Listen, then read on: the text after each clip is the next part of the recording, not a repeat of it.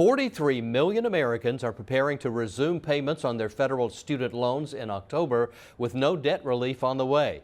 The U.S. Supreme Court struck down President Biden's plan to forgive up to $20,000 per person. WRBL's Hannah James spoke with representatives from Columbus State University about the recent ruling. Hannah joins us now. Phil, 20 million students would have seen their debt completely erased. Now monthly payments are projected to cut down the amount of spending, which could have a negative impact on the economy. It is more expensive to be a student now because the cost of education went from $4,000 in 2003 to $11,500 in 2023. Even if you control for inflation, it goes from $6,000 to $11,000, so it's a double.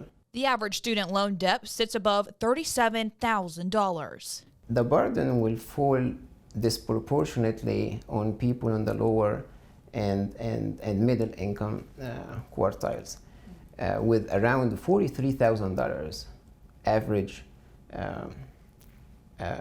debt. And the $43,000 for these people, that's almost 100% of what they make per year. Dr. Mansour says the average monthly statement for loans is $200, which comes out of borrowers' disposable income. Now, instead of putting $200 back into the economy by going out to eat, shopping, or traveling, it'll all go back to their loan servicer. For those struggling to pay, officials encourage borrowers to keep in contact with their third-party vendors. They could also check about a deferment for economic hardship, maybe a forbearance for economic hardship. Many borrowers will be navigating payments for the first time. For incoming students, relief may come in the form of scholarships and grants. One thing that was helpful for us this year is that the amount and the percentage of the HOPE scholarship increased this year. So any student that's HOPE eligible, that's a huge plus. And then we have, quite a robust amount of school scholarships that our academic departments put out as available to students too.